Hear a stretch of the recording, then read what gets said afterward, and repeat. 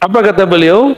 Hadis-hadis banyak menyebutkan istihbab al-jahri bidzikr, keutamaan anjuran zikir dengan jahar. Ini yang ngomong Imam ahli hadis. Berarti kalau nggak begini jangan-jangan dia ahli hadas. Juga ada hadis taqtadi istihbab al-israr. Ada hadis yang menganjurkan mensirkan. Berarti hadis jahar dan sir itu sama-sama ada. Dua-duanya sangat dianjurkan. Wal jam'u bainahuma, maka menggabungkan kebolehan keduanya itu lebih utama. Namun kapan dijaharkan, kapan dilembutkan, yakhtalif al-ahwal wal ashkhas. Itu beda keadaan, beda personal. Sebuah riwayat khairul dzikr al-khafi, sebaik-baik zikir yang khafi. Itu kalau kalbunya sedang ingin yang tenang-tenang. Tapi ada kalam Imam Nawawi. Apa kata Imam Nawawi? Zikir yang dilembutkan itu dianjurkan jika antum jahar masih riya. Kalau sudah hilang riyanya, maka jahar pun dianjurkan. Itu versi Imam Nawawi. Kalau versi saya lain. Riya itu urusan kolbu, bukan urusan mulut. Bukan urusan suara keras tidak keras. Orang riya, orang tulus nggak tulus, yang harus dibenarkan kolbunya. Maka sebelum zikir harus ada tashihun niyah. Niatnya dibenerin dulu. Ulama kita membuat sebuah kalimat yang sudah jadi ijma' di kalangan sufi. Ilahi anta maksudi wa ridhaka matlubi. Ya Allah, hanya engkau tujuanku, bukan ingin dikenal manusia. Hanya ridhamu yang kami cari. Ini dikalamkan, zikir terserah antum, mau jahar mau sir sama. Saman Qutbul Aqwan qala Bismillahirrahmanirrahim wa bi thiqati alhamdulillahilladzi tahhara quluba ahbabihi Zanni abdi, aku berdasarkan keyakinan hambaku terhadapku. Wa ana ma'ahu idza dzakarani, aku bersamanya jika dia mengingatku.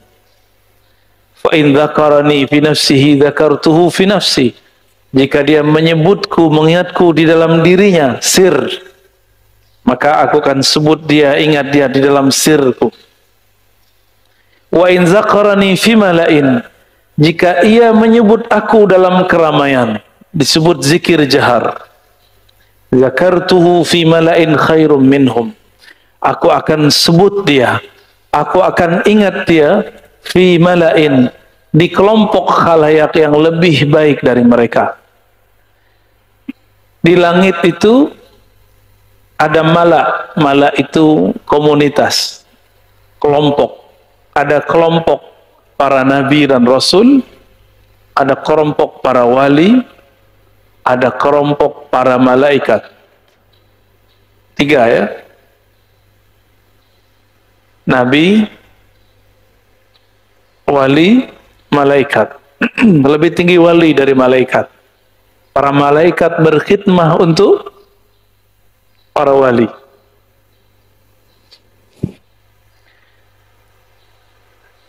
Kalam ini ingin menyebutkan bahwa orang yang berzikir dalam keramaian, maka kalau ulama terdahulu hanya menerjemahkan di hadapan para malaikat, sehingga mereka keliru sebagian mengatakan bahwa para malaikat lebih afdol dari manusia. Tunggu dulu, manusia yang mana? Jika manusianya awam, maka malaikat lebih afdol daripada dia. Jika manusianya wali, maka dia lebih afdol daripada malaikat. Apalagi nabi. Kenapa wali lebih afdol dari malaikat? Karena wali warasatul anbiya, dia pewaris para nabi. Jadi makomnya cuma beberapa jengkal di belakang Nabi Muhammad dan para anbiya sallallahu wasallamu alaihim. Ada hadis Imam Al-Baihaqi, hadisnya masyhur ya.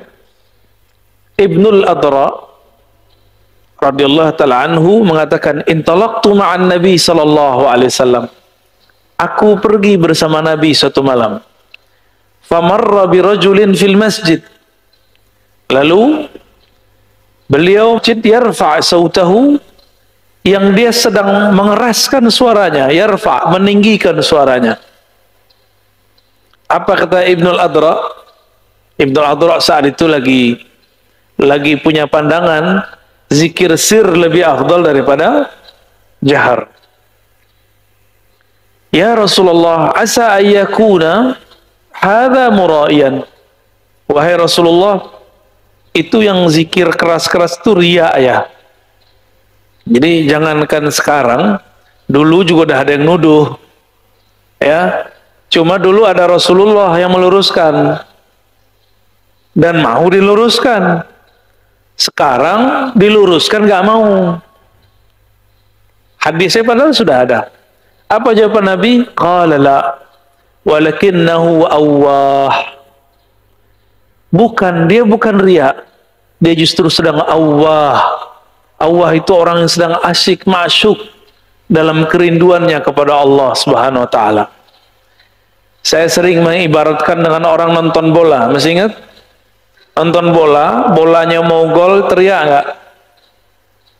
Kalimatullah hendak gol masuk ke dalam kolbu.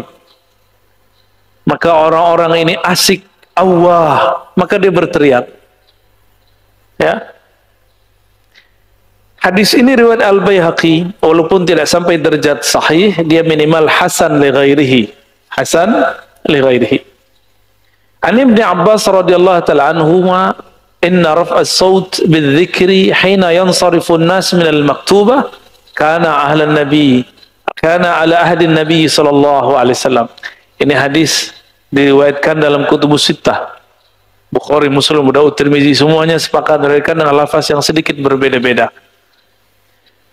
Ibnu Abbas mengatakan, inna raf'as saut bidzikr, suara diangkat, suara dikeraskan, bidzikri, dalam berzikir, hina yansarifun nas minal maktubah, setelah selesai para sahabat salat wajib, kana al-hadin Nabi sallallahu alaihi wasallam, itu terjadi di zaman Nabi Muhammad sallallahu alaihi wasallam. Nabi ingkar enggak? Kalau Nabi ingkar, berarti ini bid'ah. Qala Ibnu Abbas, kuntu a'lamu idzan sarafu bidzalika idza sami'tu. Aku sangat ingat, sangat paham bahwa mereka melakukan itu setiap selesai sholat. Ini hadis Bukhari, Muslim, Abu Daud, Tirmizi, Nasai, semuanya meriwayatkan yang sama.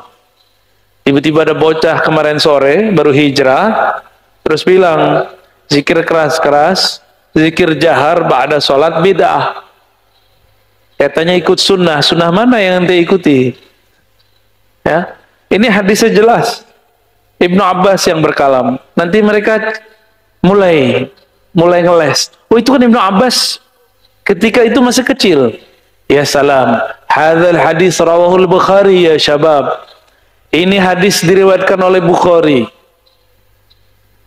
Oke, hadis ini diriwayatkan oleh anak muda. Kita buka kitab Tadribur Rawi, Taqribun Nawawi. Apa kata Imam Nawawi? Kita buka kitab Ibnu Salah tentang riwayatus saghir. Riwayat orang yang kecil, ketika dia masa kecil, lalu dia riwayatkan ketika dia besar. Diterima atau tidak? Diterima. Sepakat Imam ahli hadis Ibnu Salah, Nawawi, Ibnu Hajar Asqalani, Iraqi, Ibnu Kathir, As-Suyuti, dan imam-imam ahli hadis, bahwa riwayatus saghir makbulah. Riwayat orang-orang yang masih kecil ketika dia kecil, lalu diriwayatkan ketika dewasa, itu sahih. Apa buktinya? Imam Bukhari memasukkannya dalam kitab hadis sahih. Atau sampean berani mendoifkan hadis doif, mendoifkan hadis di Sahih Bukhari? Tar 11-12 sama yang baru kemarin mendoifkan Abu Hurairah. Mau sama dengan mereka? Ya. Jadi pikir-pikir kawan-kawan kita itu. Anis Sa'ib radhiyallahu ta'ala anhu anna Rasulullah sallallahu alaihi wasallam qala, ja'ani Jibril qala mur ashabaka yarfa'u aswatahum bitakbir. Ini dalam satu kondisi Sayyidina Jibril mengatakan, mur ashabaka, wahai Muhammad, perintahkan sahabatmu agar mengangkat suara mereka dalam takbir. Allahu Akbar begitu.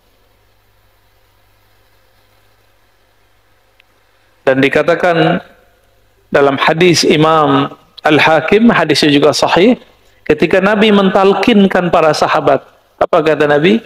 Irfa'u aydiyakum faqulu la ilaha illallah. Angkat tangan kalian lalu bacalah dengan suara lantang la ilaha illallah. Itu ada semua itu dalilnya. Ini baru beberapa dalil.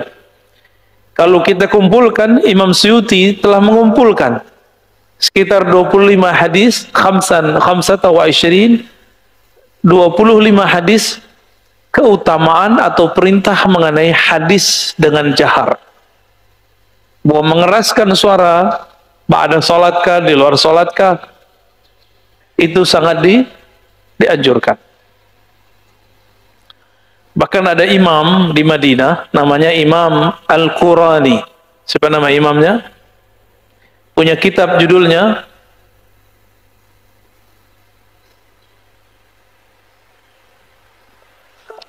Nazhatuz Az-Zahar ya, fi Zikri bil Jahar. Saya nggak tahu ada nggak di sini. Itu Imam Al-Qurani mengumpulkan juga banyak hadis mengenai anjuran zikir dengan keras. Maka di Madinah dulu ada seorang syekh namanya Muhammad ibn Abdul Karim As-Samman. Beliau ini kalau ngajar muridnya zikir keras. Sampai di Betawi tinggal manakibnya sekarang. Manakib Syekh Samman. Dulu ada zikirnya itu, zikir keras. Di Palembang masih ada zikir dan manakibnya. Yang paling lengkap itu di Banjarmasin, di Martapura. Itu mereka masih zikir plus manakib. Zikirnya keras. Bahkan kepalanya bergerak. La ilaha illallah. Ya. Dulu biasa orang begitu di Madinah. Cuma Madinah sekarang lagi dikuasai yang nggak suka zikir-zikir begitu. Ya. Saya sudah sering sebut, Pak. Hatta Maulid Rasul sallallahu alaihi wasallam itu dilarang di Mekah, di Madinah. Pindah kemana sekarang? Pindah ke Nabawi. Nabawi, Cipondo, Banjarwijaya. Ini Nabawi imitasi ya. Bolehlah. Kubahnya mirip. Menaranya mirip.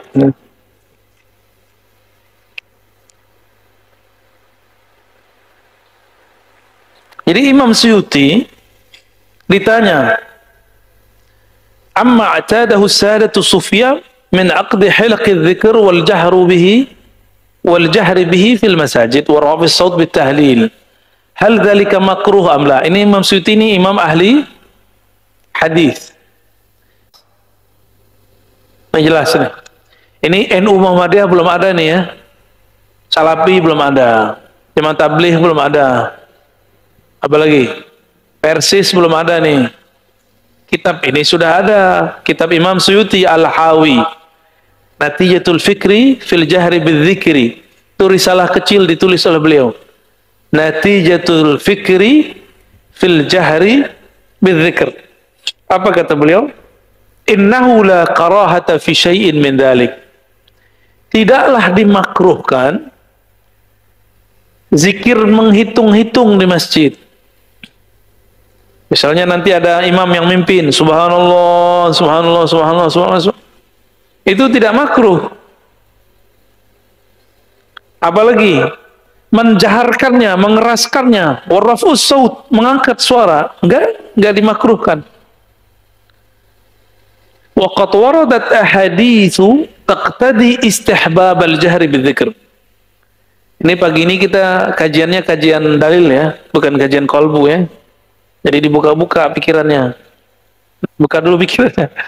Kalau sebelum-sebelumnya kita campur aduk kolbu dalil, kolbu dalil. Ini kita bikin panas dulu otak antum nih ya. Supaya nanti kalau ketemu mereka yang otaknya panas, pikiran antum tinggal disejukkan. cukup panasnya di sini. Ya. Apa kata beliau? Hadis-hadis banyak menyebutkan istihbab al-jahri bidzikr. Keutamaan anjuran zikir dengan jahar. Ini yang ngomong Imam ahli hadis. Berarti kalau nggak begini jangan-jangan dia ahli hadas. Juga ada hadis taqtadi istihbab al-israr. Ada hadis yang menganjurkan mensirkan. Berarti hadis jahar dan sir itu sama-sama ada. Dua-duanya sangat dianjurkan. Wal jam'u bainahuma, maka menggabungkan kebolehan keduanya itu lebih utama. Namun kapan dijaharkan, kapan dilembutkan, yakhtalif al-ahwal wal ashkhas. Itu beda keadaan, beda personal. Lalu beliau sebutkanlah beberapa kalam-kalam ya. Di antara kalam itu ada sebuah riwayat khairul dzikr al-khafi, sebaik-baik zikir yang khafi. Itu kalau kalbunya sedang ingin yang tenang-tenang. Tapi ada kalam Imam Nawawi. Apa kata Imam Nawawi? Zikir yang dilembutkan itu dianjurkan jika antum jahar masih riya. Kalau sudah hilang riaknya, maka jahar pun dianjurkan. Itu versi Imam Nawawi. Kalau versi saya lain. Riya itu urusan kolbu, bukan urusan mulut. Bukan urusan suara keras tidak keras. Orang riya, orang tulus nggak tulus, yang harus dibenarkan kolbunya. Maka sebelum zikir harus ada tashihun niyah. Niatnya dibenerin dulu. Ulama kita membuat sebuah kalimat yang sudah jadi ijma' di kalangan sufi. Ilahi anta maksudi wa ridhaka matlubi. Ya Allah, hanya engkau tujuanku, bukan ingin dikenal manusia. Hanya ridhamu yang kami cari. Ini dikalamkan, zikir terserah antum. Mau jahar, mau sir sama. Mau jahar, sir sama. Karena sudah dibuat. Jadi kita namanya membuat sistem di dalam diri kita sendiri. Ya, komputer aja bisa dibuat sistemnya. Masa diri kita nggak bisa dibuat? Itu yang disebut niat. Seandainya orang yang riya tidak boleh berzikir, maka imam-imam yang di kolbunya belum ada keikhlasan nggak boleh jadi imam. Karena imam selalu menjaharkan.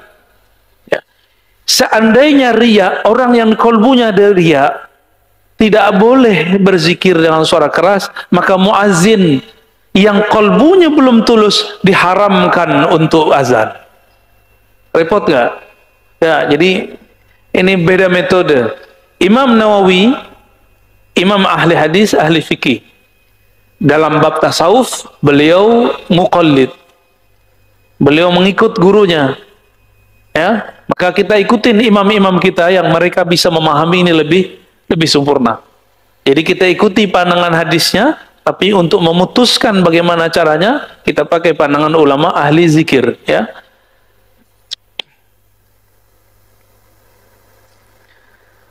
Nah, kalau saya memilih ada opsi sesuai dengan ada yang di sini, ini cocok.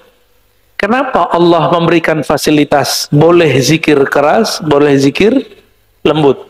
Ternyata ada rahasianya. Boleh zikir keras, kadang-kadang kolbu melayang-melayang jika zikirnya sir.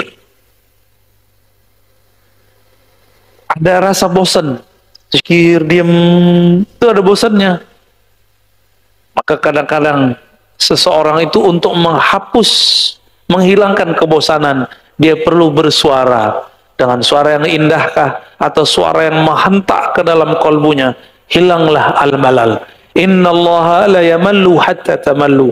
Allah tidak pernah bosan sampai kamu bosan.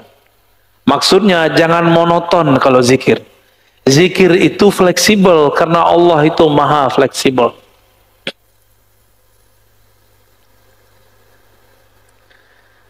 Ada orang menggunakan ayat yang ayat itu tidak berkaitan dengan larangan zikir jahar, untuk melarang zikir jahar. Biasanya yang dipakai surah Al-A'raf ayat 205. Wazkur rabbaka fi nafsik. Sebutlah nama Rabbmu di dalam dirimu, tadarruan wa khifatan wa dunal jahri minal qaul. Tidak lagi dijaharkan dari kaul. Surat 7 ayat 205. Apa jawaban Syekh Abdul Qadir Isa? Innaha makkiyah. Itu ayat Makki, turunnya di Mekah. Mekah saat itu dakwahnya sir, nggak boleh dakwah jahar, karena jahar membahayakan, bisa dibunuh oleh musyrik. Siapa yang membunuh? Musyrik. Siapa yang terganggu? Musyrik. Situ musyrik terganggu dengan zikir jahar. Sirik kali ya, sirik bahasa anak muda.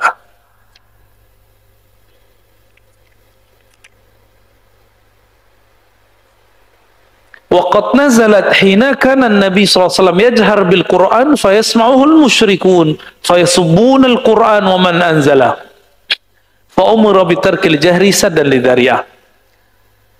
Lalu turunlah ayat tadi, wazkur rabbaka fi nafsik, berikut dengan surat yang lain, surah Al-Isra, wala tajhar bi salatika wala tukhafit biha.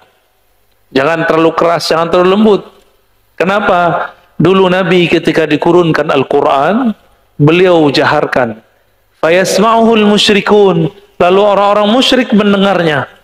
Fayasubbunah, lalu mereka mencaci maki Al-Quran. Gimana kira-kira? Jangan-jangan sekarang ada orang bertubuh muslim, berpakaian muslim, tapi batinnya syirik.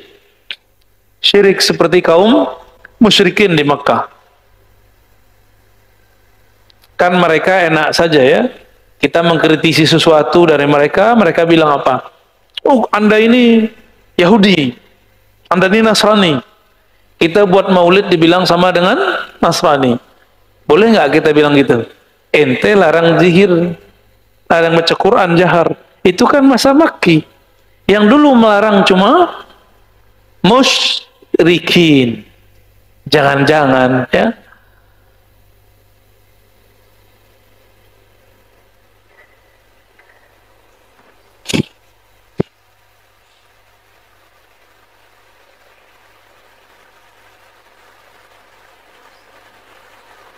Ini masih banyak dalilnya.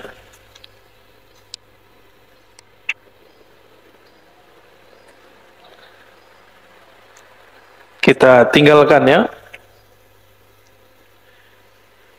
Zikir itu ada caranya dengan lisan, ada caranya dengan qalbu. Halaman 133 ya. Qala Syekh Abdul Wahhab Asy-Sya'rani. Imam Sya'rani, imam juga ahli 4 mazhab. Ini satu imam ahli 4 mazhab. Ditambah satu mazhab, mazhab tasawuf.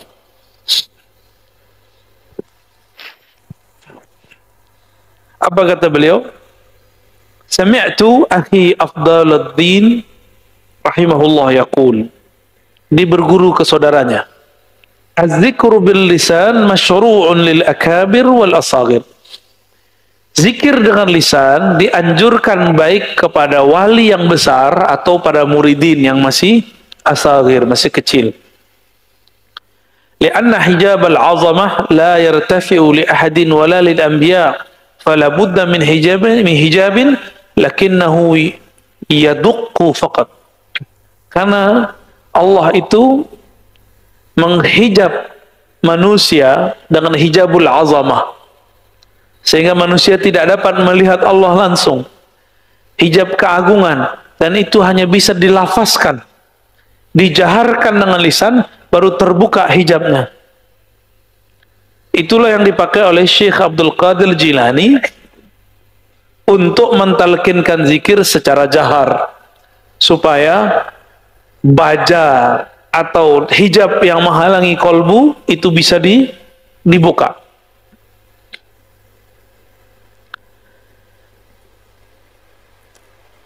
Lalu beliau mengatakan, ini dinukil oleh Imam Syekh Abdul Qadir Isa daripada Syekh Al-Imam An-Nawawi. Ajma'al ulama ala jawaziz dzikri bil qalbi wal lisan. Ulama sepakat bahwa zikir dengan lisan dan kalbu itu dibolehkan. Ya. Baik bagi yang sedang hadas, junub, haid atau lagi nifas. Nah, ini bagi ibu-ibu nih. Kan banyak ibu-ibu nanya, Ustadz boleh nggak zikir pagi sore? Boleh. Tetap dianjurkan. Itu kan ayat Quran. Ayat Quran yang dijadikan zikir bukan Quran. Karena dia potong-potongan. Contoh, antum mau makan bismillah nggak? Bismillah dari Quran nggak? Tapi kalau dibaca sebelum makan, dia bukan bagian dari Quran. Dia disebut zikir. Zikir aja.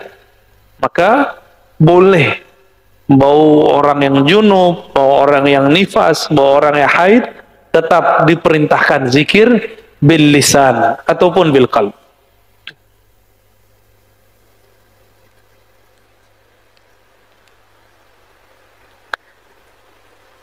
Ada kawan kita mengatakan, saya nggak mau zikir keras-keras, khawatir riya. Apa kata Imam Fudail bin Iyad? Fudail bin Iyad imam salafus saleh. Ini imam dipuji oleh Ibnu Taimiyah, imam salafi, sebagai imam sufi yang benar. Ini dipuji nih ya. Jadi Ibnu Taimiyah itu hanya percaya sufi masa lalu, tapi tidak percaya sufi di zamannya. Apa kata Fudail bin Iyad? Inna tarkal amali li ajlin nas riya. Justru sebaliknya, engkau meninggalkan zikir amalan karena khawatir riya, itulah riya yang sebenarnya. Tuh bingung kan? Ternyata riya itu ada dua. Ingin dipuji atau ingin takut dicaci. Kenapa takut dicaci? Karena ingin dipuji. Tar zikir pakai tasbih. Soleh amat ente. Tuh, takut dibully. Sejak kapan ente tobat? Kan gitu ya. Ya, tobat. Tepuk tangan. Ini kawan ini takut dibully. Berarti pengen tidak dibully. Keinginan dia tidak dibully. Dia ingin disebut ikhlas dengan tidak pakai tasbih. Ingin disebut ikhlas dengan tidak pakai tasbih. Riya gak? Gimana? Pakai tasbih terbersit biar kelihatan kayak ahli zikir. Nggak pakai tasbih berkelihatan ikhlas. Sama aja. Lahaza wa lahaza. Antum mau pakai tasbih, nggak pakai tasbih, nggak ada urusan sama yang begituan.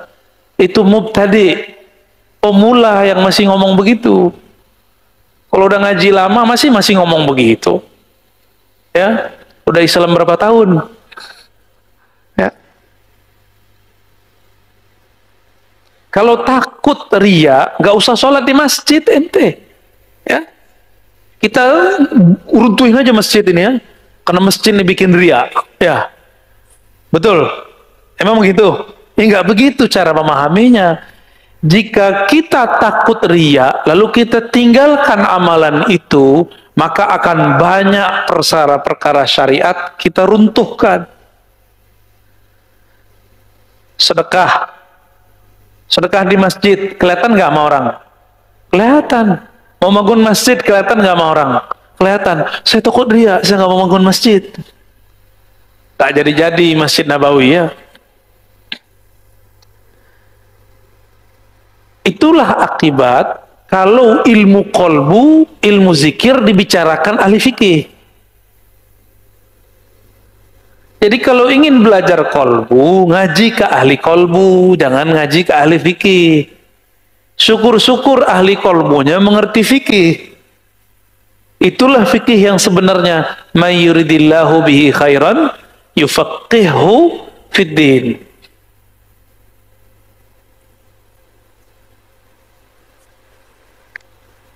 Ini Imam Salafus Saleh yang ngomong ya.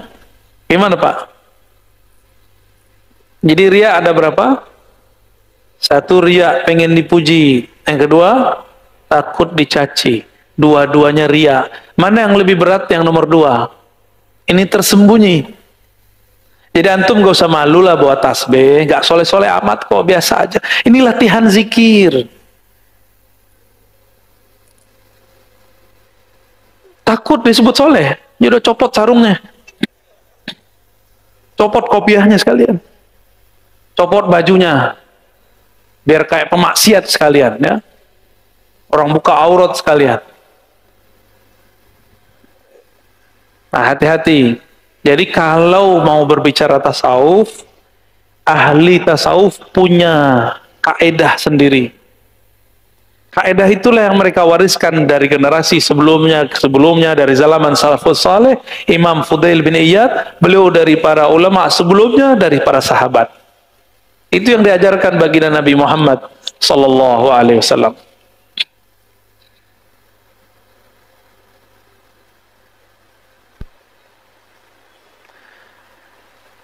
Saya nggak bisa menikmati zikir kalau keras-keras. Itu ya.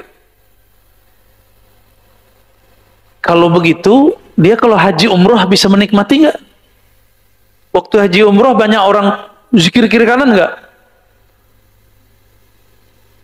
Kenapa dia bisa menikmati zikir di Masjidil Haram? Padahal orang banyak. Oh, berarti masalahnya suasana hati. Bukan masalah berisik nggak berisik, masalah kolbunya belum tenang, kolbunya belum stabil, kolbunya belum mutmain. Kalau belum mutmainah, sini kita obatin. Gak usah nyalah-nyalahin yang berzikir keras. Ini dua hal yang berbeda. Jangan dicampur-campur aduk. Seandainya zikir jahar itu membuat kamu tidak menikmati, bikin terganggu, tolong hentikan semua talbiyah dan zikir-zikir di Masjidil Haram. Gimana?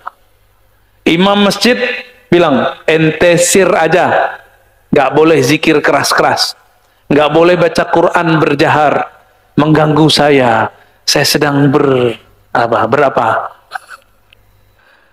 Itu imam suaranya kenceng nggak? Udah suara imam kita kenceng, walaupun badannya kurus, pakai mic lagi kenceng. Jika suara keras itu membuat hati antum tidak connect kepada Allah, suruh imamnya kecil-kecil, jangan pakai mic. Bisik-bisik aja kayak Abu Bakar As-Siddiq. Jadi kita ini nggak istiqomah buat kaidah, ya. Giliran orang zikir la ilaha illallah, la ilaha illallah, terganggu. Yang terganggu sama la ilallah setan atau malaikat? Kita kalau nguruqyah orang pakai la ilaha illallah, kabur jinnya. Ini orang lagi la ilaha illallah, kabur dia.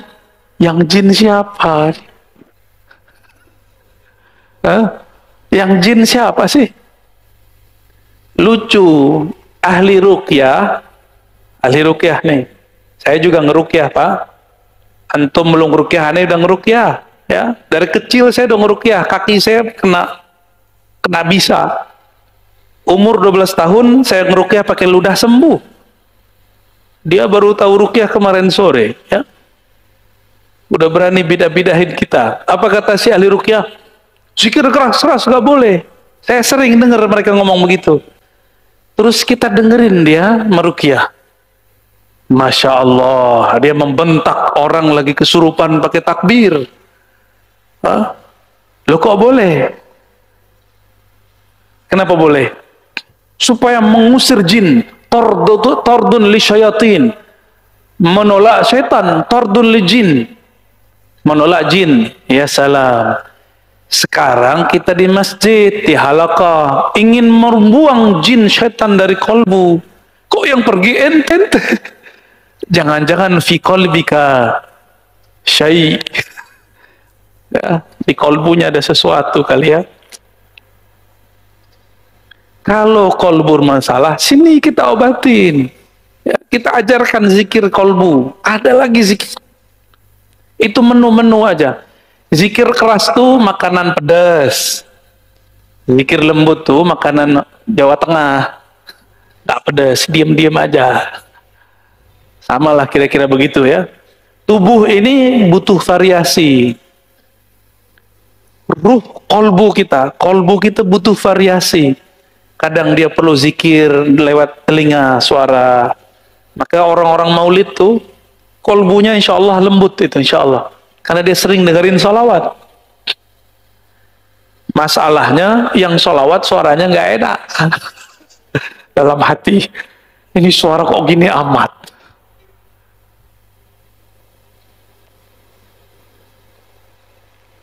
Kelas masih dia nggak mau kurang dikit pun.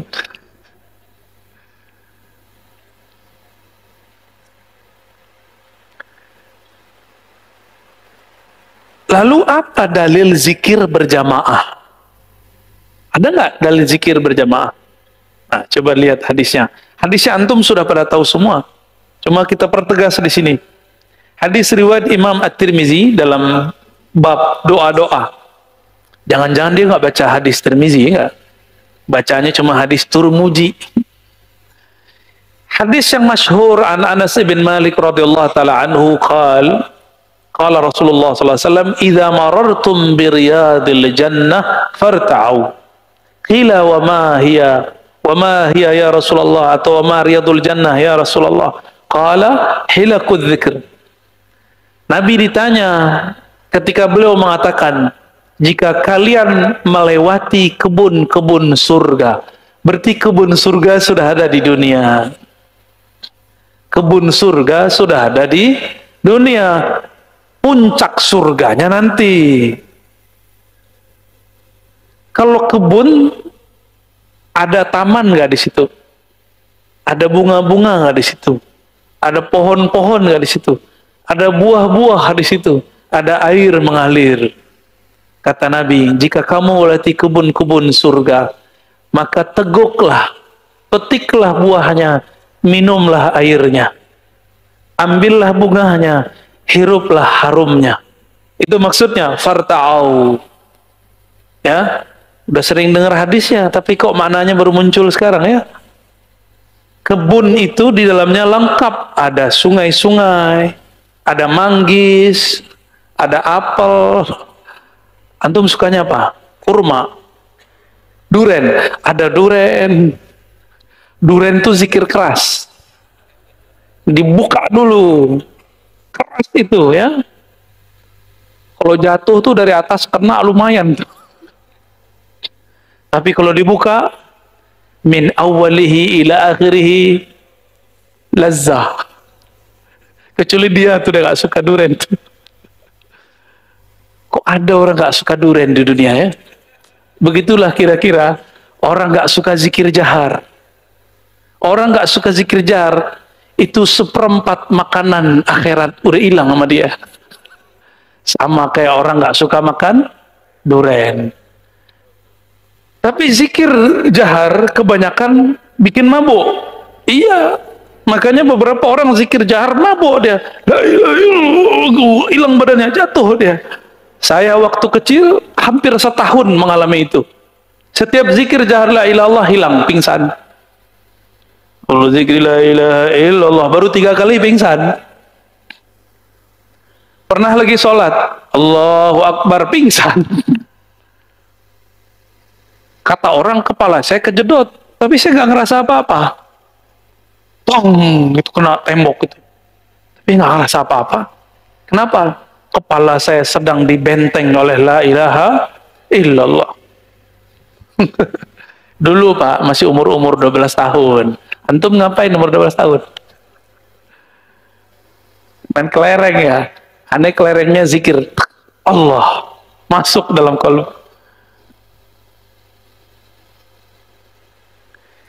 Nabi kemudian menjawab, halaqah zikir, itulah taman-taman surga di dunia. Jadi kalau ada orang zikir, ada orang maulidan, besok ada baca maulid nggak? Ada. Ajib. Apa? Dibai berjanji. Suaranya yang enak ya. Terus request aneh boleh. Gendangnya jangan terlalu keras. Baik, cari yang hadrah lembut. Khusus ya. Jangan tumpak tuh. Kalbu lagi masalah. Baik. Kebetulan kita alirannya melankolis. Kalau lagunya pop. Baik. Ini hadis Imam Tirmizi. Gurunya Imam Tirmizi, Imam Bukhari, meriwayatkan hadis yang lebih kuat. Begitu juga Imam Muslim. Inna lillahi malaikatan sayyarah wa fudala yaltamisuna majalis az-dzikri fil ard. Ini di versi Muslim. Sesungguhnya Allah memiliki malaikat yang disebut sayyarah dan fudala. Jadi ada klan-klan malaikat namanya sayyarah. Sayyarah dalam bahasa anak pesantren artinya mobil. Sukanya sayyar, sara yasiru. Sara yasiru siratan, jalan-jalan. Jadi ini malaikat suka traveling. Apa yang dia cari? Malaikat travelingnya pakai kaki, pakai roda atau pakai sayap? Pakai sayap. Lebih cepat daripada mobil antum. Ya, pakai sayap, nyampe kemana-mana dalam sekejap, dalam sesaat. Dia bisa wusul kemana aja. Fudala, mereka adalah malaikat-malaikat utama. Yaltamisuna majalisa, bukan majlisa, majalisa. Majelis. Berarti lebih dari satu. Ini antum kalau bisa lihat dengan kolbu, dengan ruh, itu banyak malaikat yang sedang berkumpul di atas kita.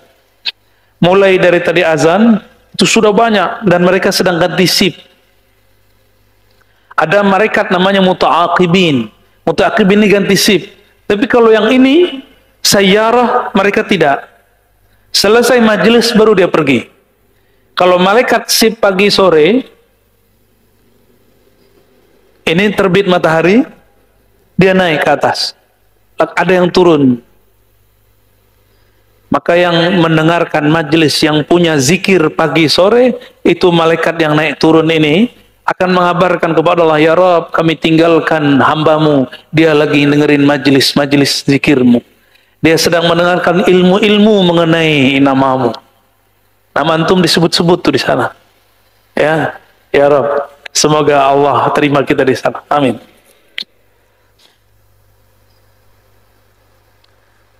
Ketika mereka naik ke atas, haffa ba'duhum ba'dan bi ajnatihim lisama. Karena malaikat itu juga ada space-nya. Kalau satu sudah datang, ya maka yang lain numpuk terus. Jadi ini sepanjang mata memandang ke atas, itu mereka berkumpul seluas masjid ini. Numpuknya ke atas, bukan ngelebar ke samping. Kalau ke samping jin. Nah, ini kasih tahu ya, serius. Kalau makhluk jin itu dia ada yang ke atas, lalu dia ke samping. Karena jin ini juga tidak bisa lihat malaikat, maka dia kira dia duduk setempat, padahal malaikat sudah duduk duluan. Kecuali jin-jin tertentu yang wali dia tahu. Nah, jin yang nggak tahu, maka dia ke atas dia. Macam-macam tuh ya, banyak. Jadi majelis-majelis ahli zikir itu dikunjungi oleh jin dan malaikat. Jin yang soleh dan malaikat-malaikat sayyarah, malaikat fudala. Tuh, malaikat ini. Fayaqulullah min aina jitum. Lalu ketika mereka selesai pengajian, mereka naik. Fayaquluna ji'na min aina ji'tum. Allah bertanya, padahal Allah Maha tahu. Begitulah birokrasi arsyiyah, arasy, langit Allah Subhanahu wa taala. Min aina ji'tum? Wahai malaikat, kamu datang dari mana? Apa jawaban mereka? Ji'na min 'indi ibadika yusabbihunak wa yuhammidunak wa yuhallilunak wa yas'alunaka wa yastajirunak. Kami datang dari majelis hamba-hambamu. Mereka di sana menyebut-nyebut namamu, bertahlil, bertasbih, bertahmid, dan meminta supaya engkau melindungi mereka daripada azab engkau. Fayaqul ma yas'alun. Apa yang mereka minta? Yas'alun al-jannah. Para malaikat mengatakan, mereka hanya minta surga, ya Allah. Lalu Allah bertanya, wahal ra'auha. Apakah yang ikut majelis itu sudah pernah melihat surga? Fayaquluna la ya Rabb. Mereka belum pernah melihat surga ya Allah. Lalu Allah mengatakan, fa kaifa law ra'auha? Bagaimana jika seandainya mereka sudah pernah melihat surga? Summa yaqul mimma yastajiruna. Maksudnya apa ini? Seandainya antum ini ngelihat surga, mungkin lupa sama anak bini, gak mau lagi kerja, saya pengajian aja lah, saya zikir aja pagi sore, ba'da subuh sampai subuh lagi zikir. Itu kalau antum melihat surga. Inilah rahasianya, ya. Rahasia apa? Surga mala ainun ra'at, surga tidak pernah dilihat oleh mata, wala udhunun sami'at, tidak pernah dengar telinga, wala khatira ala qalbi bashar, tidak pernah terbersit kemewahannya dalam kalbu manusia. Ini rahasia daripada kenapa surga tidak diperlihatkan. Lebih afdal ta'lim atau zikir sendiri? Ta'lim. Lebih afdal zikir sendiri atau jamaah? Jamaah. Lebih afdal salat 2 rakaat atau taklim? Beneran? Ini bakal ada yang mau berdiri-berdiri nih ya. Lucu aja tuh ya. Kemarin kita di Pontianak lagi taklim, ada 2 orang berdiri di ujung sono. Ya salam. Ingin dapat pahala umroh. Tamah.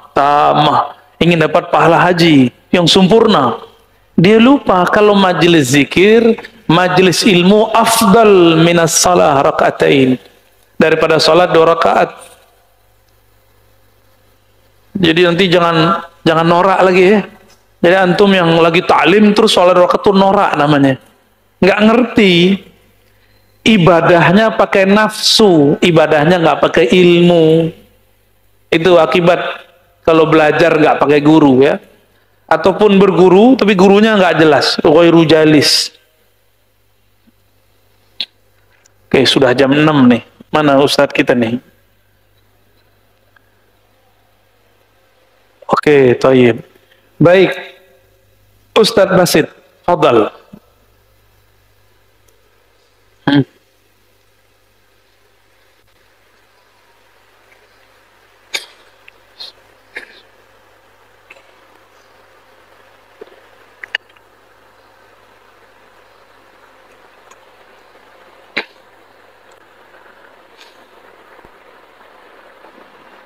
Izin, ada yang ingin bertanya?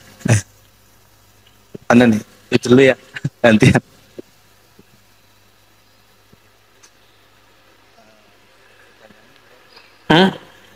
Tiga aja.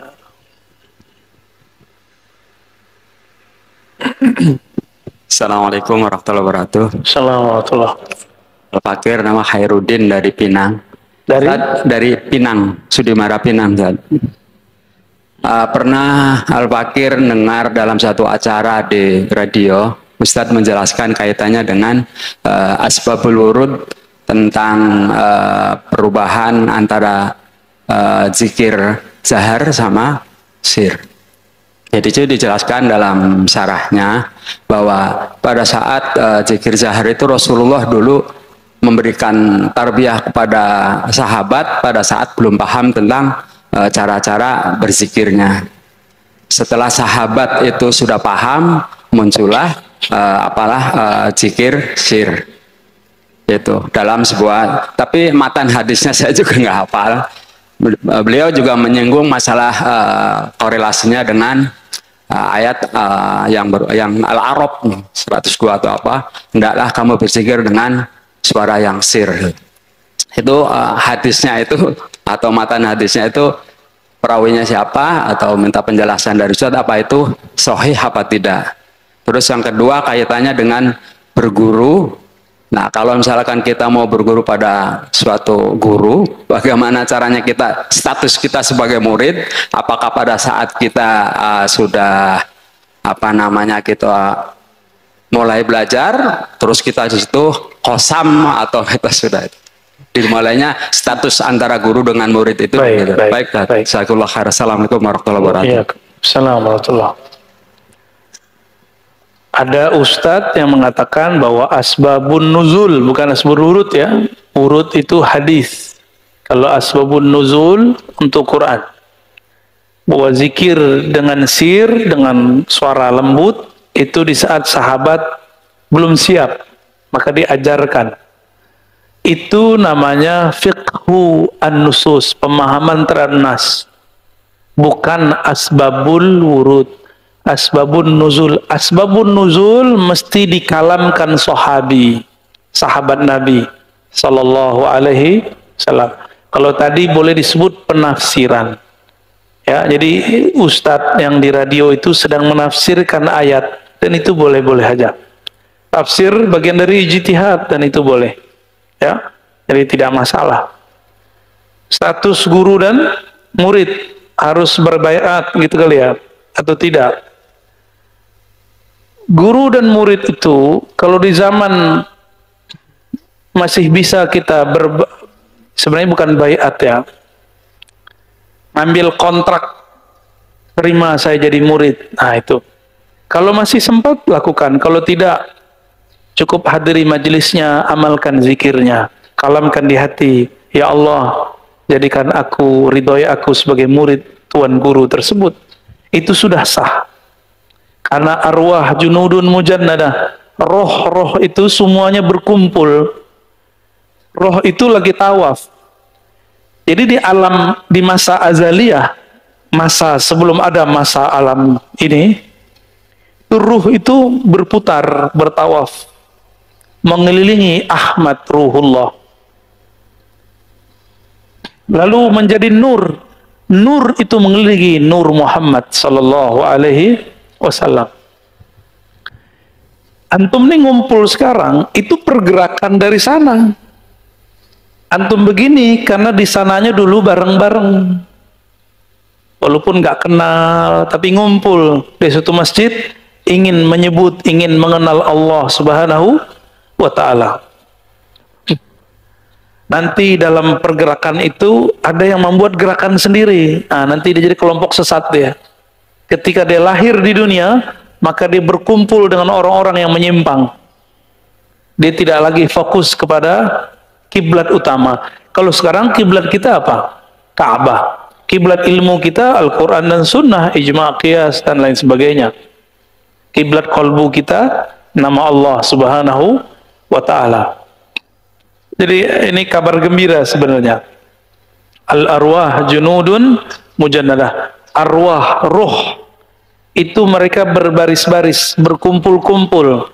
Kalau dulu di masa azali mereka sudah bersama, sekarang pun mereka bersama. Jadi antum tuh dulu itu bergerak sama-sama itu. Ini alam ini sedang bergerak. Pemahaman antum dari tadi bergerak. Ruhnya pun bergerak walaupun tubuhnya sedang diam. Ya. Baik, Allahu a'lam bishawab. Saman kutubul aqwan qala Bismillahirrahmanirrahim wa bi thiqati alhamdulillahilladzi tahhara quluba ahbabihi bimadadil musyahadati tathhira. Segala puji milik Allah yang membersihkan kolbu kekasih-kekasihnya. Jadi kolbu siapa yang dibersihkan? Jadi kekasih Allah dulu. Ciri-ciri kekasih sering ingat dan sebut nama kekasihnya. Hari ini sudah berapa kali nyebut nama Allah? Semakin sering nyebut nama Allah, semakin bersih kolbunya. Ya, bukan amin pasti. Amin lagi sensitif sebenarnya. Dengan apa? Bimadadil musyahadat tathira, dengan anugerah musyahadah, penyaksian kolbu, tathira, dengan benar-benar dibersihkan. Wahabbahum lima jitabahum ila hadratihil aliyah faidan wa in'aman kathira. Maka Allah nanti akan mengundang mereka, memilih mereka ke hadirat Allah. Apa yang disebut hadirat? Hadirat itu bahasa Arab yang sudah jadi bahasa Indonesia, hadir. Jadi kalau disebut hadirat Allah, itu maksudnya majelisnya Allah. Majelisnya ada nggak dalilnya? Ada ya, di hadis Imam Bukhari, hadis qudsi, Allah mengatakan ana jalisun man dzakarani, aku teman duduk, teman majelis orang yang menyebut, mengingat aku. Ya, berarti kalau lebih dari menyebut dan berzikir, yaitu kenal, bahkan cinta. Kalau sudah cinta, bukan lagi jalisun man dzakarani, ya, akulah teman dia. Bukan hanya sekedar teman nongkrong, tapi dibawa kemana-mana. Ya, walaupun tubuh di bumi terlihat bekerja di kantor, mungkin kena macet setiap hari, atau di depan laptop setiap hari, kolbunya bersama Allah Subhanahu wa ta'ala. Wa adkhalahum hima izzatihi wa ja'ala kala kullan minhum ala ba'di ma'lumatihi amira, ya. Lalu memasukkan mereka ke dalam benteng keagungannya dan menjadikan semua mereka ala ba'din, sebagian mereka terhadap sebagian lain pemimpin, ya. Wa atalahum ala ta'thiratil asma wa sifat. Lalu sebagian mereka ini Allah izinkan untuk mengetahui efek kalau belajar tentang nama dan sifat Allah dalam dirinya. Nah, coba perhatikan bahwa tasawuf itu tidak hanya urusan membersihkan hati, tapi juga belajar tentang ma'rifat nama Allah dan nama Rasulullah Sallallahu Alaihi Wasallam. Jadi kalau orang ngomong tasawuf itu akhlak doang, enggak. Akhlak bagian dari tasawuf, tapi tasawuf tidak terbatas oleh akhlak, gitu ya. Dan orang membayangkan, oke, saya terimalah istilah akhlak, tapi akhlak bukan akhlak yang kita pahami, akhlak sesama makhluk. Ada akhlak kepada Khalik, kepada Allah Subhanahu wa ta'ala. Jika benar akhlak itu maknanya begitu, barulah benar tasawuf itu akhlak. Berarti belajar akhlak juga belajar nama dan sifat Allah. Selama ini kalau belajar akhlak isinya apa? Penyakit hati, penyembuh penyakit hati. Berhenti di situ. Itu belum. Penyembuhnya apa? Penyembuhnya nama Allah. Yang dapat menyembuhkan luka di kolbu itu nama Allah. Luka apa saja? Luka dosa, luka makhluk, punya teman sakit hati, punya kekasih patah hati, itu bisa sembuh dengan nama Allah. Kalau rajin netesin nama itu dalam kolbu. Ya, kalau kolbu kita masih terganggu oleh nama makhluk, berarti namanya belum jadi obat karena belum masuk, ya.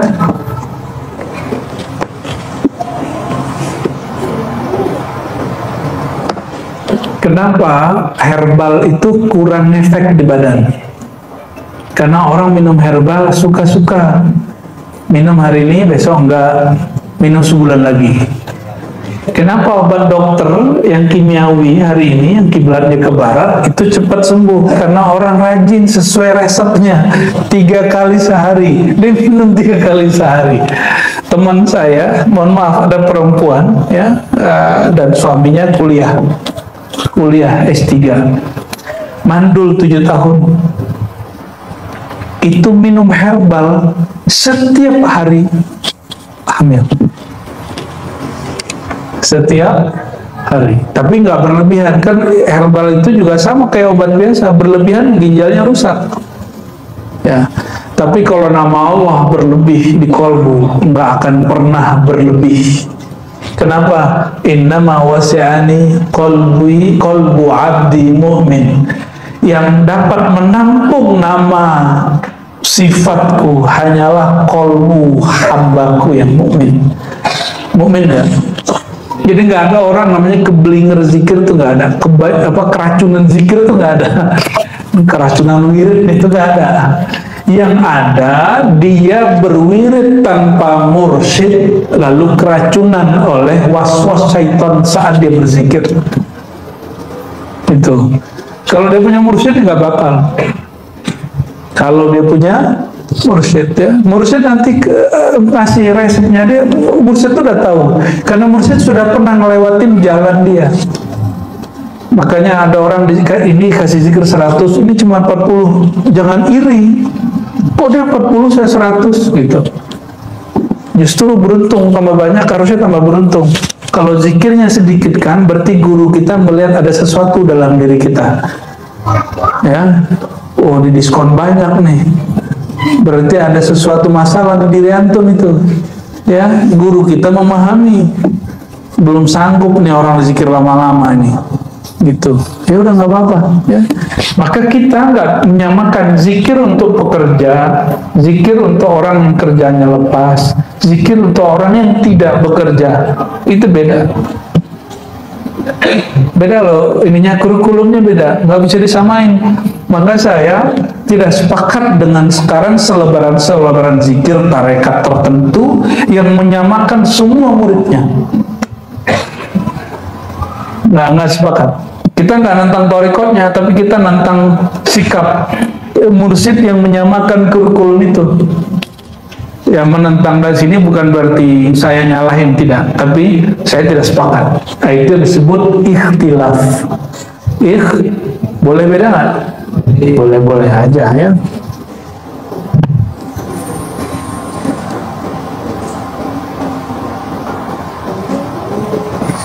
Ini mukadimahnya panjang, saya ringkas saja ya. Sampai ke bagian wa ashkuruhu, aku bersyukur kepadanya. Ini kalimat, coba perhatiin, mukadimahnya sudah berisi marifat. Aku bersyukur kepadanya, kepada Allah. Wa huwa syakir wa syukur wal mashkur. Padahal syukur itu dialah yang sebenarnya yang bersyukur, dan sifat syukur itu juga dari dia, dan yang disyukur itu juga dia. Apalah maksudnya itu? Nih contoh, Nabi ditanya, kenapa engkau sholat sebanyak ini wahai baginda, sedangkan engkau sudah diampuni dulu, sekarang dan nanti? Apa jawaban beliau? Aku ingin menjadi hamba yang bersyukur. Syukurnya Nabi bukan ingin tambah. Kalau antum syukur supaya ingin nikmat ditambah kan? Berarti kalau nggak ditambah nggak bersyukur. Nabi nggak begitu. Nabi, nah nih coba, tubuh ini milik kita atau milik Allah? Serius nih. Berarti kita sholat pakai milik Allah atau pakai milik kita? Roh yang kita jadikan spirit sholat, yang dia menyembah Allah, itu dari hembusan Allah atau dari hembusan antum? Milik kita atau milik Allah? Oke. Terus milik kita mana? Jadi itu dia, dosa atau milik kita itu dosa. Jadi ketika kita bersyukur, kita bersyukur dengan benda, dengan sifat, dengan aset yang dia punya kepada zat yang memberikan semua itu. Maka tidak pantaslah orang, nah ini di tasawuf belajarnya, di tasawuf itu nggak ada orang mencari pahala, nggak ada. Itu tasawuf pemula. Tasawuf pemula baca zikir apa supaya dapat apa gitu ya. Jadi antum mohon maaf kalau belajar zikir ini pelancar rezeki, zikir ini narik rezeki, zikir ini meramaikan warung, zikir ini naikin pangkat. Itu bukan tasawuf, bukan tarekat. Itu wirid hikmah biasa. bukan hikmah aliyah, itu hikmah sufliyah. Kenapa? Dia berwirid, berzikir dengan amal yang tinggi untuk mengamankan dunia yang rendah. Paham di situ? Oke. Yang disebut bersyukur itu kita memuji sang pemberi, sang pemilik sebagaimana layak dia dipuji, itu baru disebut bersyukur. Coba doa munajat kita kalau sebelum zikir, sebelum ilahi anta maksudi, Allahumma inni ala zikrika. Nanti semua yang hadir mungkin bulan depan nanti ada ratib saman yang sudah saya ringkas, lalu di belakangnya nanti ada tawassul saman, nanti kita buat buku kecil, nanti kita bagikan semua ya untuk amalan antum ya, di sini nanti boleh dibawa pulang amalannya ya. Jadi ada ratib saman. Ratib saman itu amalan yang sudah disusun oleh Syekh Saman, nanti kita ringkas karena dia panjang. Ini zaman now orang bisa duduk sebentar juga hebat ya. Jadi ada idealnya baca ini, minimal baca ini gitu gitu ya. Nah, insya Allah harus disesuaikan karena zaman sudah berubah. Zaman Syekh Saman belum ada handphone, belum ada YouTube, jadi orang nggak terganggu. Kalau wiridan aja, wiridan aja. Kalau sekarang baru muter tasbih, handphone bunyi, handphone gak bunyi pun dibuka, cari-cari, betul nggak? Nah, maka untuk mengimbangi itu, ilmu-ilmu begini mesti diperbaharui tata cara pengamalannya. Ilmunya nggak usah diperbaharui, tata caranya yang perlu diperbaharui. Nggak bisa ala lama orang horor nanti ya. Mau antum ala saya dulu belajar saman janganlah ya. Kalau saya dulu belajar tarikat saman, nanti pada orang ngira belajar tarikat saman tuh jadi gila ya. Nanti udah diringkas tuh ya. Dulu kalau belajar samaniyah, wah masya Allah, dahsyat lah. Saya nggak usah cerita lah di sini ya. Yang tahu nih Dajung yang tahu nih. Wa ashkuruhu. Jadi kitab ini dimulai dengan bab ma'rifat sudah. Penjelasan muqaddimah ma'rifat. Aku bersyukur kepadanya. Sedangkan syukur ini alatnya, lidahnya.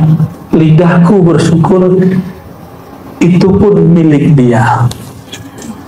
Di dalam doa yang tadi saya sebut, Allahumma inni ala zikrika wa syukrika, ya Allah bantu aku mensyukurimu. Berarti syukur ini dibantu Allah nggak? Jadi kalau ada orang ingin tahu apakah dia sedang dibantu Allah atau tidak, coba lihat dirinya, apakah dia suka bersyukur atau tidak. Ya, coba lihat satu negara, apakah dia dibantu oleh Allah atau tidak. Seorang syekh, seorang habib, seorang kiai, seorang pemimpin, apakah dia, negaranya, majelisnya dibantu Allah atau tidak. Dia suka bersyukur atau suka mengumpat. Suka bersyukur atau suka mengeluh atau suka mengumpat. Nih toh, tolong di tempat kerjanya suka bersyukur atau suka mengumpat, suka ngomel, suka ngeluh atau suka memuji Allah Subhanahu wa taala. Yang mana? Ngeluh. Yo, gimana? Berarti belum dibantu Allah, Maka kami kalau di ribat sana itu salah satu doa wajib sebelum zikir, Allahumma inni, ya Allah bantulah aku mengingat Engkau. Yang kedua, bantulah aku bersyukur kepada Engkau. Yang ketiga, bantulah aku membaguskan ibadah kepada Engkau. Maka ciri-ciri orang yang dapat bantuan, dia berzikir, dia bersyukur. Nah, coba hari ini antum lihat orang punya majelis, dia mau hujat-hujat nggak kerjaannya? Hujat pemerintah kah? Pemerintahnya hujat ulama kah? Itu sama aja, nggak ada bersyukurnya itu. Ya, ngeluh aja. Dia sudah bebas berceramah, masih aja hujat orang. Masih aja menghujat orang yang memberikan hak kebebasan dia untuk berceramah. Itu orang nggak dibantu Allah, majelisnya nggak dibantu Allah, pergerakannya nggak dibantu Allah. Paham? Ya, mulai hari ini, malam ini, syukurilah hari-hari. Indonesia macet, masih mending macet. Antum pilih perang ke macet. Biarlah macet. Ya, hatiku sakit. Kenapa? Dibel mulu sama orang. Nggak apa-apa daripada dibom sama orang. Gitu ya. Ada kan rumah-rumah tertentu tengah malam masih itu tetangganya ngebel gitu ya. Ada tetangga saya.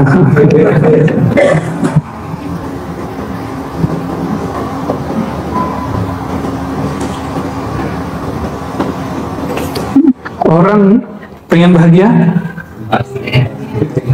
Biasakan bersyukur, berterima kasih, antum mesti bahagia. Gak usah nuntut macam-macam.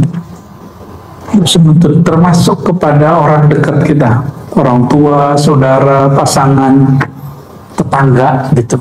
Tetangga yang ngebel tadi itu nggak usah nuntut dulu, udah biar bahagia. Ya, jadi indi menurut saya as-sa'id al-haqiqi man syakara Allah Ta'ala. Orang yang paling berbahagia, orang yang paling mudah berterima kasih, orang yang paling mudah bersyukur, orang yang tidak suka mengeluh. Ini majelis kita alhamdulillah ya, nggak tahu duitnya dari mana, bisa aja. Saya nggak punya duit lah ya untuk ini. Ya, diribat kan nggak ada narik duit kan, nggak ada ya, nggak ada kan tarif tiap bulan gitu kan, nggak ada. Maka Ustadz Diriban gak digaji, yang gaji Allah. Karena Ustadz Diriban bersyukur kepada, bagi kami diizinkan membaca namanya, berarti kami sedang dibantu olehnya. Kami diizinkan megang kitab-kitab kekasih-kekasihnya, wali-walinya, kami sedang dibantu olehnya. Mau orang yang datangnya sedikit, mau orang yang datangnya banyak, Allahnya tetap paham. Berarti kalau nanti majelisnya rame, majelisnya sepi, nggak usah sedih, santai aja. Dulu murid pertama saya di Ribat itu Rahmat, Ustaz Rahmat ini, yang ngajar di sini. Ya. Yang pertama 2000 berapa dulu? 2018 ya. Tapi sebelum itu yang ikut ngaji sama saya Buya Zul Asfi dari 2000 jauh. belum ada 11 sudah ikut ngaji dari dulu. Ya, Faiz juga sama. Istri saya lebih dulu lagi. Alhamdulillahirabbil alamin.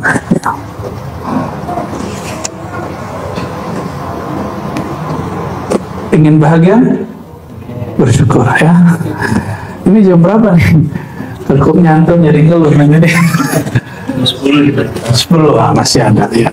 10? Oke, kita mentok 10.30. Mentok. Nah, kif visual jawab, ada tanya jawab. Ntar dulu, ini baca kitabnya beres. Oke, sip. Ntar lah ya, ini mukadimahnya belum beres. Sampai dulu syahadat baru. Ini baru mukadimah, belum sampai ke syahadatnya. Ntar dulu ya. Asyakir wasyukur wal mashkur. Yang syakir, yang bersyukur pada hakikatnya adalah Allah. Yang sifat syukur itu juga anugerah dari wal maskur, yang disyukuri juga Allah. Kalimat ini disalahfahami orang. Yang bersyukur, yang disyukuri satu. Ini dibuat analognya. Ini jadi pertanyaan hebat di daerah Sulawesi. Ada seorang ustadz bertanya, pertanyaannya berat. Ada guru kami berkalam, Buya, apakah guru antum? Tiadalah yang menyembah dan disembah kecuali satu. Ngeri itu kalamnya. Tiadalah yang menyembah dan yang disembah kecuali. Ini mirip-mirip begini. Maka saya jelaskanlah pelan-pelan. Engkau sholat pakai tubuh milik siapa? Engkau punya kolbu yang hadir dalam sholat, kolbunya yang genggam siapa? Yang ciptain siapa? Maka maksudnya tiadalah yang menyembah, yang disembah kecuali satu. Ciptaan Allah itu disebut perbuatan Allah, maka perbuatannya kembali kepadanya itu disebut menyembah. Dia juga, tapi ingat, zat Allah beda dengan perbuatan Allah, tapi tiadalah perbuatan itu kecuali karena kehendak dari zat Allah. Rumit nggak ngaji gitu atau mudah? Bingung? Coba bayangkan ada orang baca Quran tapi nggak ada yang baca. Bisa? Maka perbuatan membaca tanpa ada yang membaca mungkin nggak? Tapi bacaan itu orang atau bukan? Suara itu orang atau bukan? Suara kalau jadi orang banyak dong dari orang. Suara itu bukan orang, suara itu pelengkap dari orang, itu perbuatan dari perbuatan, bukanlah kita. Tapi perbuatan itu tidak ada kalau nggak ada kita, ya. Selamat pusing.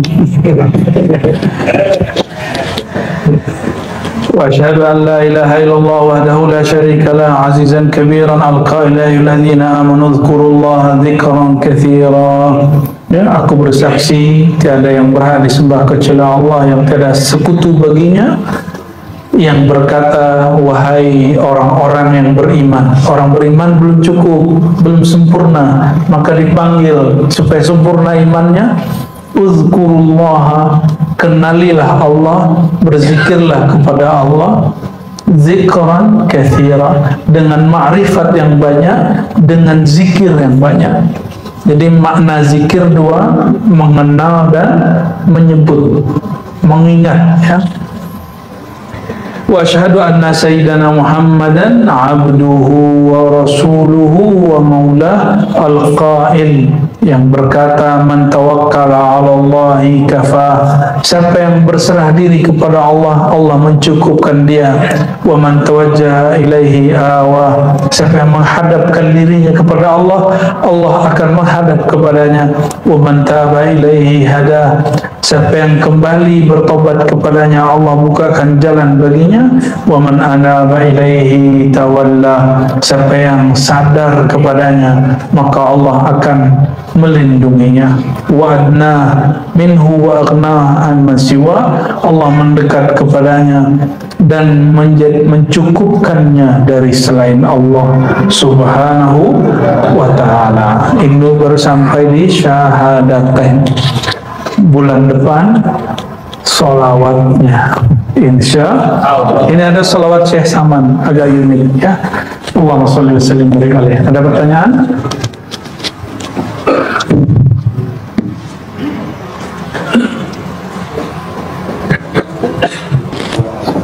Ya. Ada sebuah pertanyaan dari jemaah. Zat Allah itu tidak di mana-mana dan tidak berdepan. Sedangkan tentang ayat atau hadis atau kaum dan para ulama menanyakan kita akan melihat Allah di surga itu bagaimana, sementara surga itu adalah tempat, berarti Allah ada di tempat. Syukran Maulana. Ini pertanyaan akidah ya, dijawab nggak? Dijawabnya nih. Ini pertanyaan akidah, jadi basic tasawuf. Ada dua cara menjawabnya. Pertanyaan ini versi ilmu kalam, ilmu akidah, ujungnya debat, nggak ada selesainya. Tapi ada satu kitab yang sudah dipakai di Ribat Putri, diajar oleh Buya Zulhasfi, karya Imam Ibnu Labban, judulnya Izalatus Syubhat. Judulnya saya hampir lupa. Menghapuskan syubhat. Syubhat di situ keraguan-keraguan baik dari kalangan ahli kalam atau para murid. Kalau dulu saya suka berdebat, saya dulu hobi sekali debat sama Wahabi itu ya. Kalau sekarang udahlah, mau sampai kapan debat Wahabi? Dan dulu sampai sekarang debat itu aja, sunnah bidah, sunnah bidah, sunnah bidah, Allah bertempat atau Allah tidak bertempat. Gak jauh-jauh dari situ. Dan saya rasa sudah cukup lah ya. Silakan lihat kajian-kajian yang lama sebelum tahun 2020 ya. Dan puncaknya 2021 tuh kapan tuh saya ditentang debat sama orang, kita tantang balik, nggak datang. Ya, udah itu terakhir, saya udah nggak mau lagi debat-debat mau Wahabi. Ya, cukup kita katakan sudahlah Tuhan kita satu, Nabi kita satu, jalan kita mungkin berlainan. Ya, sudah selesai. Ya. Namun kalau kita buka lagi ilmu itu, teman-teman yang bukan Allah, di Quran dan di Sunnah Nabi SAW ada beberapa ayat yang ini nanti menghendaki sesuatu dua makna yang berbeda sehingga ulama melahirkan kaidah tentang tempat. Pertama, ketika kita di suatu wilayah nggak tahu arah kemana, sholat ngadep kemana, kita nggak tahu kiblatnya kemana, sholatnya ada kemana, kemana aja. Dalilnya apa? Surah Al-Baqarah, fa'ainama tuwallu fathamma wajhullah. Kemanapun engkau memandang, maka di sana wajah Allah. Fasamma wajhullah, di sana wajah Allah. Wajah bagi Allah apakah sama dengan wajah ini? Nah, maka kembali ke Al-Quran, surat yang paling dihafal semua orang, surat semiliar umat. Kul huwallahu ahad, bukan sejuta umat. Kul huwallahu itu non muslim Chinese, itu apa Pak? Kul huwallahu ahad, apa gitu dia bacanya? Kul huwallahu ahad, lucu-lucu mereka bacanya. Ternyata mereka ngintip pengajian kita. Alhamdulillah. Maka nggak boleh benci dengan ras manapun. Siapa tahu kalbu dia ada cahaya. Ya. Dan baju antum itu tanda kalau ada ajaran Islam di bawah jalur Cina. Tuh bajunya tuh, baju koko tuh ya. Qul huwallahu ahad. Katakan Allah itu ahad esa, Allah samad. Allah itu as-samad. Salah satu makna as-samad adalah Allah itu tidak memerlukan alam. Allah itu bukan benda. Ini rumus. Ini kembali ke ilmu otak, kepala. Biar agak berat-berat dikit. Ngaji tasawuf tuh nggak ada yang berat. Yang berat tuh ngaji kalam. Ngaji tasawuf itu bikin kolbu kita kayak ayam, tapi kalau belajar kalam di sini bluk. Nah, yang saya ajarkan tasawuf. Cuma kalau orang nanya kalam ya kita jawab juga. Allah bukan benda. Coba ingat, Allah bukan Benda itu bahasa Arabnya jism. Jism bahasa Indonesia jasmani, lain. Jasmani bahasa Indonesia badan. Jism benda dalam bahasa Arab itu meliputi benda yang materi dan benda yang tidak materi. Yang materi contoh, ini benda nggak? Ini benda, kayak ini benda. Oke, suara saya itu disebut juga jisim, benda, tapi bukan benda materi. Ini nggak ngikutin ilmu fisika ya. Ini benda dalam ilmu akidah. Cahaya, coba lihat cahaya. Antum lihat cahaya atau lihat lampu? Itu lampu, bukan cahaya. Cahaya yang menghubungkan mata kita hari ini dengan objek yang kita lihat. Tanpa cahaya nggak bisa lihat. Itulah. Nah, ya kapan ya ada lampu-lampu? Bagus juga ini anjingannya. Rame gitu ya. Ya. Oh, Haji Sam yang buatnya. Bid'ah itu ya.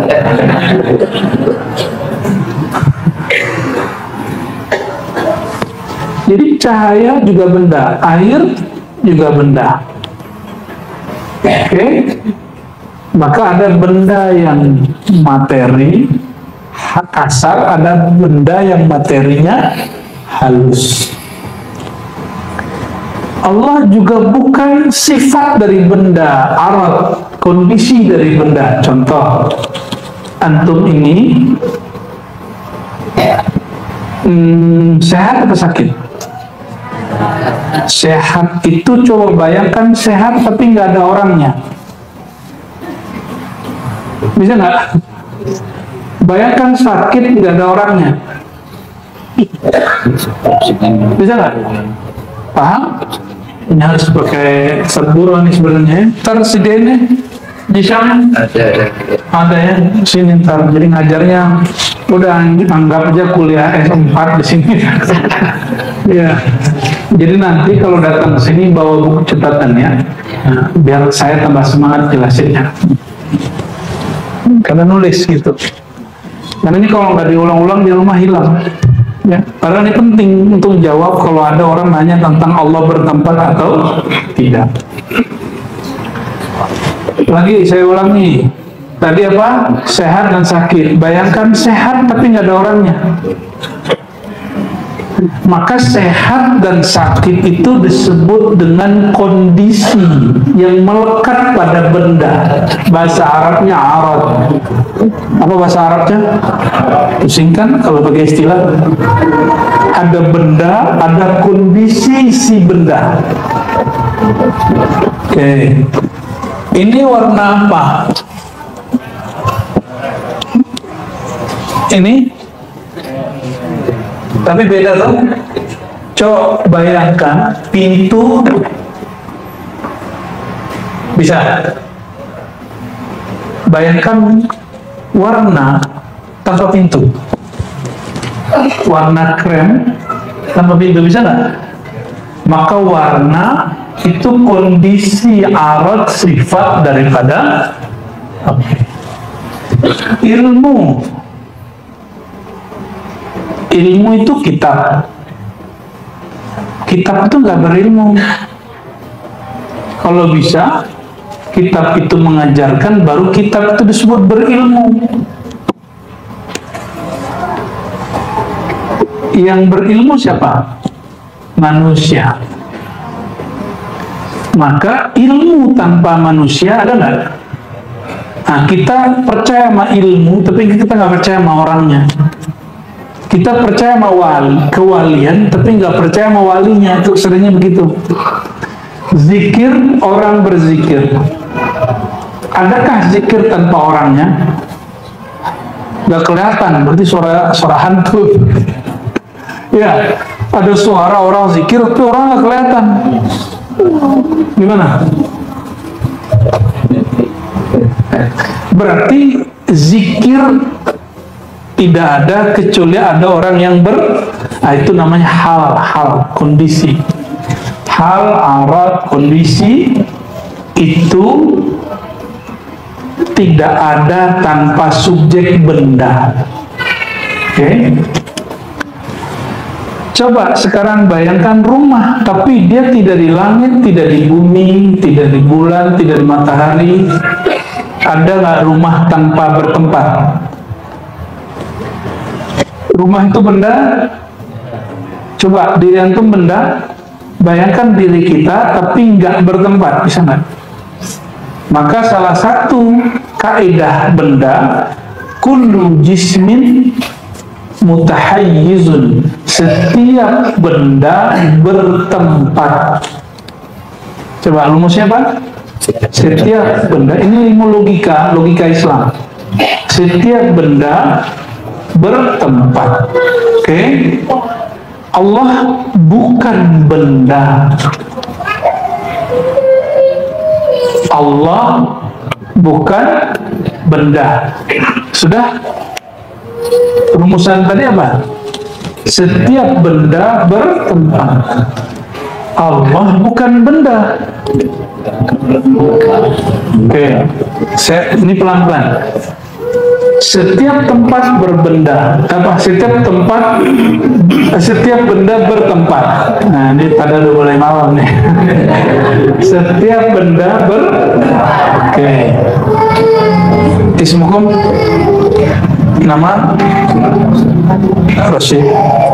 Seorang manusia bernama Pak Rosyid adalah benda, maka Pak Rosyid bertempat. Malaikat itu benda, disebut benda cahaya. Aras itu benda cahaya juga. Langit itu benda, bumi itu benda, maka dia bertempat. Allah bukanlah benda, maka Allah tidak Jadi kalau disebut wajah Allah, bukan wajah begini. Disebut tangan Allah, bukan Jadi kalau sudah paham Allah bukan benda, sebutlah tangan, kaki, muka tentang Allah, itu nggak ngaruh. Maka dalam kitab Izalatus Syubhat Ibnu Labban ini seperguruan dengan Ibnu Athaillah Sakandari. Itu zaman-zaman kebangkitan ilmu tasawuf. Di zamannya menjelaskan, kami ahli tasawuf, ahli sunnah wal jamaah, tidak perlu mentakwil istiwa bersemayam, nggak perlu, menguasai nggak perlu. Ya, tangan nggak perlu ditakwil. Allah turun dari atas ke bawah, nggak perlu ditakwil. Kenapa? Allah bukan benda. Kalau benda turun dari atas ke bawah, itu memakan tempat nggak? Ya. Kalau Allah bukan benda, maka disebut turun dari atas ke bawah. Hanya Allah yang tahu maknanya. Gitu ya. Tapi yazuquha ahluha, dapat dirasakan turun itu bagi orang yang mengenal Allah. Ya, Allah bukan benda, saya benda. Kalau disebut dekat begini ya, dekat berjarak, dekat kurang jarak. Kalau Allah dekat dan selama-lamanya dia dekat. Nih, perhatikan. Allah mengatakan inni qarib. Nah, ini penutup nih. Penutup menjawab itu. Biar ada tasawufnya. Inni qarib. Apa kata Allah? Aku dekat. Berarti selama-lamanya Allah dekat, karena dia bukan benda. Karena dia bukan benda, dia tidak berubah-ubah. Ingat, tadi kaidah pertama apa? Setiap benda bertempat. Ada kaidah kedua, tolong diingat-ingat dan dicatat. Setiap benda berubah-ubah. Allah bukan benda, maka Allah tidak berubah. Jadi ilmu akidah dan ilmu tasawuf itu berkait, nggak bisa misah. Maka wajib baca teologi ulama Nusantara yang saya tulis itu ya. Udah habis ya? Masih ada nggak? Masih ada ya. itu tenang aja, saya nggak tambah kaya dengan itu ya, karena saya nggak mengambil 1% pun, semuanya untuk ribat.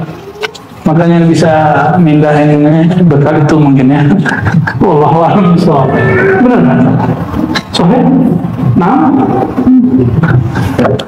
kurang kali duitnya. Mana cukup jual buku untuk mindahin tadi ya. 1 tiang aja 80 juta. 2 tiang ya? 2 tiang 80 juta. Bukunya lunas, sanggup lah ya. Itu cuma gaya-gayaan doang itu. Belajar-belajar sebentar ya. Cari buku itu ya. Nggak sanggup fotokopi lah, saya izinin buku saya difotokopi ya. Tapi biaya fotokopinya lebih mahal dari ya, boleh sama Bapak. Semua buku saya boleh difotokopi walaupun ada ISBN-nya. Nggak apa-apa, karena saya tidak ngambil apapun dari situ kecuali tanda syukur kepada Allah Subhanahu wa Ta'ala. Ini belajar ke teman-teman jemaah tabligh, mereka dari jemahin bukunya itu Fadilah Amal, Muntakhab, itu bahkan disuruh dibolehkan memperbanyak dan fotokopi gitu. Saya belajar ikhlas dari mereka lah ya, salah satunya ya. Kembali ke laptop. Allah bukan benda. Benda kan tadi kaedahnya 2. Apa? Ini kaedah nih, pegang-pegang nih. Ini kaedah kalau ingin bertuhan dengan baik supaya tidak terjebak pada ajaran kebatinan. Allah bukan benda. Setiap benda bertempat, setiap benda berubah-ubah. Allah bukan benda, maka Allah tidak bertempat. Allah bukan benda, Allah tidak berubah-ubah. Sekali dia mengatakan ini qarib dengan kalimat fa'il mubalaghah, bukan dengan kata fi'il, kata kerja, tapi dengan kata pelaku, kata isim, kata benda. Jadi Allah kalau dengan kata ismiyah, isim itu bukan kata aktif. Kali aku dekat, maka maknanya selama-lamanya dia dekat. Tapi kalau huwallazi anzala sakinata, dialah yang menurunkan kedamaian kepada, itu pakai kata kerja aktifnya. Karena dia kata kerja aktif, ada yang diturunin, ada yang tidak, tergantung kadar imannya. Dialah yang menurunkan ketenangan ke dalam kolbu orang beriman. Maka beriman dulu baru dapat tenangnya. Kalau nggak ada iman, nggak turun sakinahnya, ya, masih gelisah hidupnya. Nah, berarti kurang percayanya mau. Percayanya dikuatin dengan ngaji ma'rifatullah, ya. Terus sudah hafal yang tadi? Sudah hafal tadi? Apabila Allah mengatakan aku dekat, maka selama-lamanya dekat, karena dia bukan benda, karena dekatnya bukan dekatnya benda yang berubah-ubah dan bertempat. Oleh karena itu, wahai yang merasa dirinya berdosa, Allah tidak pernah jauh karena dosamu. Begitu juga sebaliknya, wahai orang-orang yang merasa taat, merasa wiridnya banyak, yang ijazah thariqatnya banyak, ijazah auratnya banyak, ilmunya banyak, hafalannya banyak, tahajudnya banyak, Allah tidak pernah tambah dekat dengan taatmu. Terus kita nggak usah ngapain dong? Enggak, begitu, jangan salah paham. Ini lagi menjelaskan tentang Allah. Allah dekatnya tidak bertambah dengan taat, tidak berkurang karena ada orang maksiat. Maksudnya jangan putus asa wahai pemaksiat, jangan sok suci wahai orang taat.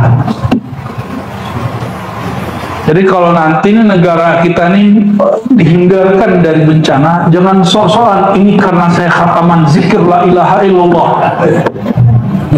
Nah, ya bener ente. Ya. masuk angin aja gak bisa nendang, gak bisa ngelawan. Gaya-gayaan la ilaha illallah dia bisa menolak bala dan negeri. Sok bener ya. Saya seminggu ini diberi sakit sama Allah. Sakit apa namanya? Ya, bahasa Indonesianya betul. Galigata. Emang gitu? Ya, kayak alergi gitu. Keluar dikit, makan apa dikit langsung. Jadi lemas, badan tuh lemas setiap hari. Tapi maksain ngajar. Jadi kemarin tuh maksain ngajar. Kayak nggak ada penyakit gitu, nggak ada apa. Padahal saya lemas itu. Hari ini juga masih lemas sebenarnya, tapi kalau sudah lawan aja lah. Ya, kembali ke syahadat Nur Muhammad itu. Semuanya, diriku, tubuhku, semuanya berasal dari Nur Muhammad SAW. Berhaji sudah merasa sakit, merasa sehat, kita pulangkan kepada Allah Subhanahu wa Ta'ala. Semangat lagi. Alhamdulillah. Maksud kalimat tadi apa? Allah tidak jauh karena maksiatmu, Allah tidak tambah dekat karena taatmu. Itu Allah, karena Allah bukan benda.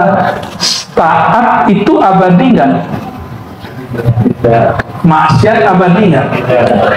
Kenapa? Taat dan maksiat itu kondisi. Coba bayangkan sholat tanpa ada orang yang sholat. Yang ada cuma buku sholat. Adakah sholat tanpa orangnya? Nggak ada kan? Oke, ini sudah mulai serius nih.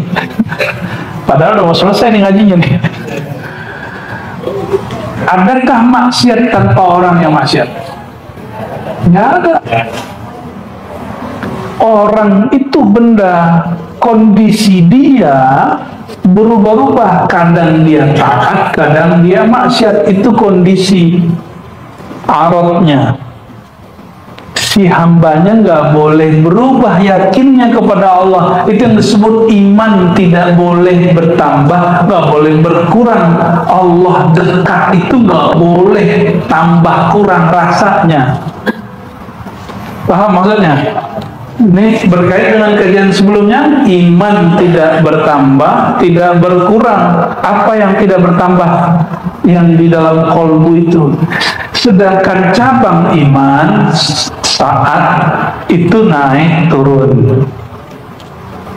Dia berkurang, turun dengan maksiat, naik dengan. Jadi kalau ada ustadz bilang iman naik, itu maksudnya cabang iman. Kalau akar iman nggak boleh. Iman tentang Allah itu dekat, nggak boleh bertambah, nggak boleh berkurang. Karena kalau nambah bid'ah, berkurang sesat. Oke, coba keyakinan kita sama nggak tentang Allah? Benar nih. Allah itu dekatnya. Kalau kita dekat sama orang hebat, senang nggak? Antum udah senang belum? Kayaknya belum senang-senang amat. Berarti kondisi merasakan dekatnya yang beda, keyakinan dekatnya mesti sama, rasanya yang beda.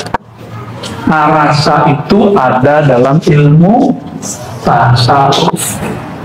Ilmu merasakan dekat itu. Paham ya? Oleh karena itu teman-teman saudara yang karena Allah, itu salah satu nafahat ilahiyah, hembusan-hembusan kemarifatan yang diturunkan oleh para masyayikh kita, imam-imam kita. Terjawablah bahwa tidak usah dipertanyakan Allah bertempat atau tidak. Jadi mau di dunia Allah dilihat, bukan berarti Allah bertempat di dunia. Berarti Nabi tidak, kalau Nabi ketemu Allah di aras, sama nggak ketemu Allah di bumi? Sama. Yang beda itu kalau ketemu di aras berarti ada tugas. Gitu. Kalau ketemu di sorga berarti selesai tugas. Ya, belum selesai kan tugasnya, maka belum ketemu surganya. Sabar-sabar dulu lah ya. Jadi saya berharap hindari pertanyaan-pertanyaan yang menyulitkan diri. Kalau tidak tahu cara menyelesaikannya, ya. Kalau kayak tadi terjawab nggak? Masih nafsu nggak mau nanya-nanyain tangan Allah gimana Allah turun? Selesai kan? Nah, nanti kita buka kitab itu terbuka lagi. Nanti Bu Yasfi ngajar Izalatus Syubhat, tapi nggak tahu nanti Bu Yasfi buka kajiannya di mana, apakah di sini atau di daerah selatan sana. Ya, nanti inilah ya. Mohon-mohonlah ke Bu Yasfi karena beliau sudah khatam sekali, jadi sangat menguasai kitab itu. Ya, semoga Bu Yasfi mau diraih ya. Amin. Allahumma sholli wa sallim ala sayyidina Muhammad. Baik teman-teman semua, kita tutup dengan sholawat Nurul Mubin. Ya, sama-sama.